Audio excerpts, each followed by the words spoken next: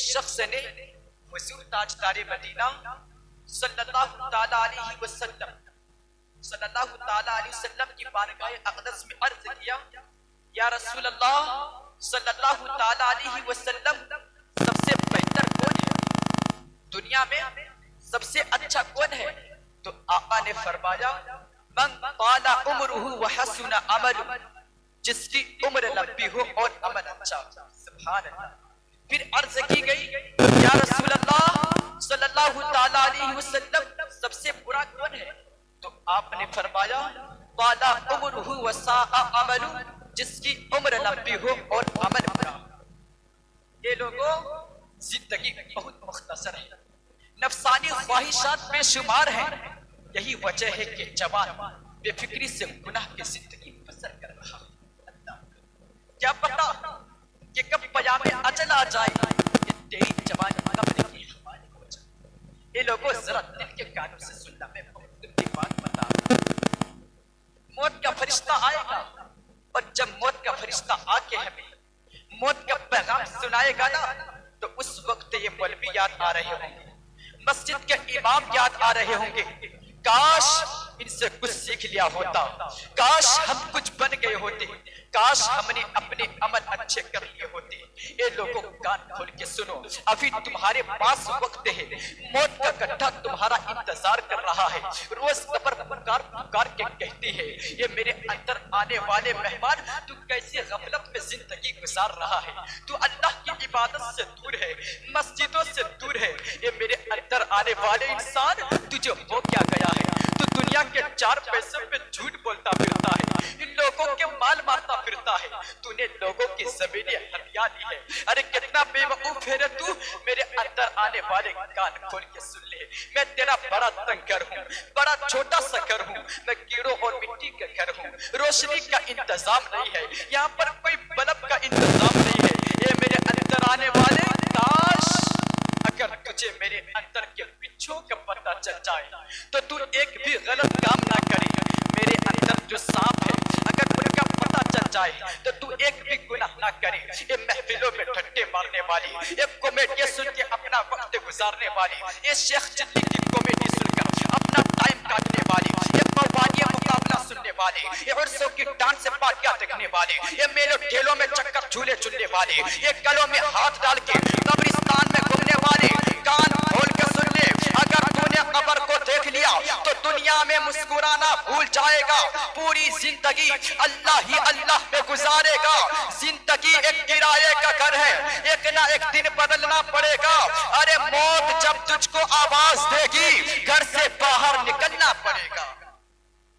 یہ لوگوں، زندگی ایک کرائے کا گھر ہے، کوئی کیا پتا موت کب آ، موت کی گاڑی کبھی بھی آتی ہے، کوئی پتا نہیں۔ ذرا ایک بات یاد آ گئی، اگر اجازت ہو تو بول دوں؟ محبت سے بول دیجئے یا رسول اللہ، اور محبت سے بول دیجئے یا رسول اللہ۔ حضرت عمر بن عبدالعزیز رحمت اللہ علیہ اپنے کسی قریبی عزیز کے جنازہ کے ساتھ قبرستان میں تشریف لے گئے۔ لوگ میت کو دفن کرنے میں مصروف تھے، اور آپ ایک قبر کے کنارے بیٹھے آنسو بہا رہے تھے۔ عرض کیا گیا، اے امیر المؤمنین، آپ تو میت کے وارث ہیں، اور دفن کے وقت یہ علیحدگی کیوں؟ اس کی وجہ کیا ہے؟ اس پر آپ نے فرمایا، مجھے اس قبرستان سے ایک آواز آئی ہے اور کہا ہے، اے عمر بن عبدالعزیز، تم مجھ سے یہ کیوں نہیں پوچھتا کہ میں اپنے آنے والوں کے ساتھ کیا سلوک کرتی ہوں؟ اللہ اکبر۔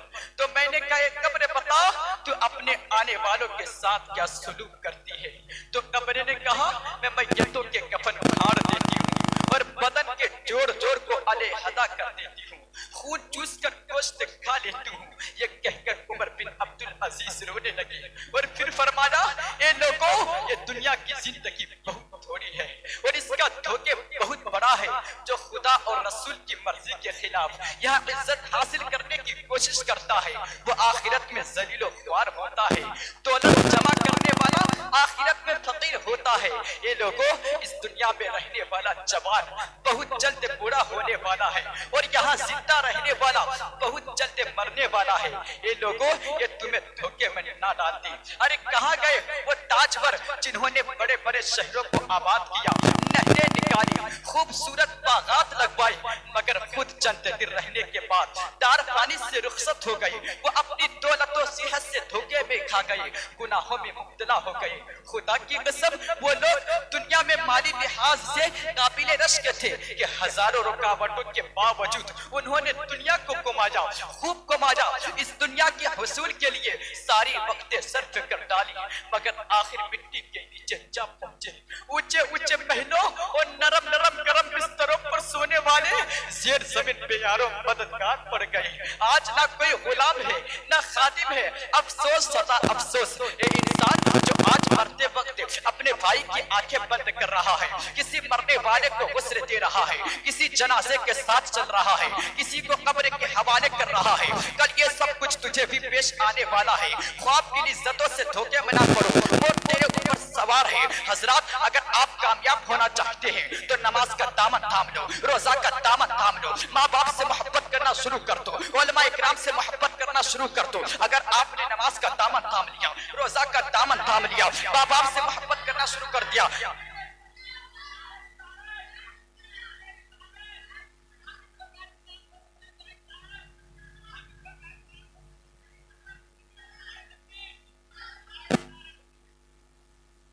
ماشاءاللہ اللہ تعالیٰ آپ کو سلامت رکھے، آپ کی محبت ہمیشہ بنا۔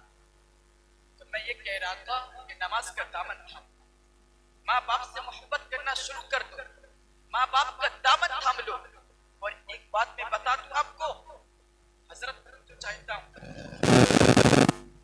اور خوش قسمت والے وہ لوگ ہیں جن کے سر پر ماں باپ کا سایہ ہے۔ حضرت ماں کی ممتا کا آنچل ہٹ جائے تو ایسا لگتا ہے دل کو تسلی دینے والا کوئی نہیں۔ اچھا یہ بات بتائیں، آپ لوگ ماں باپ سے محبت کرتے ہیں نا؟ سب لوگ کرتے ہیں نا؟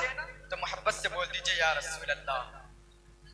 جب ماں باپ انتقال کر جائے، بچہ کبھی ان کی قبر پر جاتا ہے، جانا چاہیے ماں باپ کی قبر پر جایا کرو، دعا کیا کرو، ایصال ثواب کیا کرو، اور ان کے وسیلے سے اپنے لیے مانگا کرو۔ جیسے ماں زندگی میں نا تیرے لیے دعا کر دیتی تھی تو تجھے مل جاتا تھا، ایسی ہی اگر ماں باپ کی قبر پر جا کے اللہ سے مانگے گا نا ان کے وسیلے سے، تب جلدی دعا جایا کرو قبروں پر۔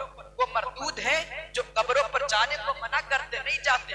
اللہ ذرا غور کرو مسلمان، جب ماں باپ کی قبر پر اولاد جاتی ہے، ہاتھ اٹھا کے دعا مانگتی، مولا میرے ماں باپ کو قبر میں سکون عطا کر دے، مولا میں پریشان ہوں، میرے ماں باپ کے صدقے میں میری پریشانیوں کو دور کر دے۔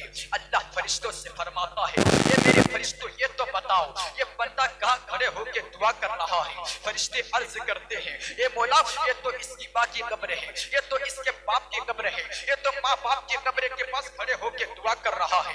رب فرماتا ہے، یہ فرشتوں یہ تو بتاؤ یہ بندہ کہاں کھڑے ہو کے دعا کر رہا ہے؟ فرشتے عرض کرتے ہیں، یہ مولا یہ تو اس کی ماں کی قبر ہے۔ فرشتے عرض کرتے ہیں، یہ مولا یہ تو اس کی ماں کی قبر ہے۔ اللہ فرماتا ہے، اے فرشتوں آج یہ ماں باپ کی قبر میں آیا ہے، اب میں اپنی رحمت سے اسے حصہ دوں گا، اس آنے والے بندے کے گناہوں کو کاٹ کے نیکیاں لکھ دی جائے۔ شاعر نے کہا، ماں جیسی جہاں میں کوئی عورت نہ ملے گی، ارے ممتا سے بھری پیار کی مورت نہ ملے گی۔ ماں جیسی جہاں میں کوئی عورت نہ ملے گی، ممتا سے بھری پیار کی مورت نہ ملے گی۔ حضرت میں چاہتا ہوں سبھی مہران صدقے میں جو مطلب وسیلے منسوخ کر کے جو بنایا گیا ہے، میں چاہتا ہوں کہ نماز کے تعلق سے ایک حدیث پاک سنا دوں۔ کتنے لوگ حدیث پاک سننا چاہتے ہیں؟ ذرا دونوں ہاتھوں کو اٹھا کر بتا دیں۔ ماشاءاللہ اللہ تعالیٰ حدیث پاک سنیں، محبت سے بول دیجئے یا رسول اللہ، اور بول دیجئے یا رسول اللہ۔ ان ابی ہریرہ قال قال رسول اللہ صلی اللہ تعالی علیہ وسلم ارأیتم لو ان أن نهرا بباب أحدكم يغتسل فيه كل يوم 5 هل يبقى من درنه شيء؟ قالوا لا يبقى من درنه شيء. قال فذلك مثل الصلوات الخمس يمحو الله بهن الخطايا. حضرت ابو ہریرہ رضی اللہ تعالی عنہ نے کہا کہ آقا کریم صلی اللہ تعالی علیہ وسلم نے فرمایا کہ بتاؤ اگر تم لوگوں میں سے کسی کے دروازے پہ نہر ہو اور وہ اس میں روزانہ 5 مرتبہ غسل کرتا ہو تو کیا اس کے بدن پر کچھ میل باقی رہ جائے گا؟ تو صحابہ کرام نے عرض کیا یا رسول اللہ ایسی حالت میں اس کے بدن پر کچھ میل باقی نہ رہے گا. تو آقا نے فرمایا بس یہی کیفیت ہے 5 نمازوں کی. اللہ تعالیٰ نماز کی برکت سے ان کے سب گناہوں کو مٹا دیتا ہے. سبحان اللہ. اور سنو ان سلمان قولا سمعت رسول اللہ صلی اللہ تعالی علیہ وسلم یقول من غدا الى صلوات الصبح غدا برایت الایمان ومن غدا الى السوق غدا برایت الابلیس. حضرت سلمان رضی اللہ تعالی عنہ نے کہا کہ میں نے آقا کریم صلی اللہ تعالی علیہ وسلم کو یہ فرماتے ہوئے سنا کہ جو شخص فجر کی نماز کو گیا وہ ایمان کا جھنڈا لے کر گیا، اور جو صبح سویرے بازار کی طرف گیا، کھیتوں کی طرف گیا، وہ شیطان کا جھنڈا لے کر گیا. تو تبھی میں نے لکھا کہ پنج وقتا نماز دل سے پڑھو، پنج وقتا نماز دل سے پڑھو، پنج وقتا نماز دل سے پڑھو. مصطفیٰ کی ادا ضروری ہے، مصطفیٰ کی. آخری بات پھر میں اپنی جگہ. اب میں یہاں ایک ضروری بات اگر میں نہیں بتلا اب کوئی نبی نہیں آنے. حضرات دیکھا گیا ہے کہ جب کسی کے گھر میت ہو جاتی ہے تو میت کے اوصاف مبالغہ کے ساتھ بیان کرتے ہوئے بلند آواز سے رونا چلانا شروع کر دیتا ہے. جرم کے زیادہ سامد بھائی کبھی منہ نوچنا، کبھی سینہ کھولنا، کبھی چھاتی پھٹنا، کبھی وغیرہ وغیرہ، یہ سب کام یقیناً ناجائز گناہ ہے، حرام ہے. تو آئیے کیا کرنا چاہیے؟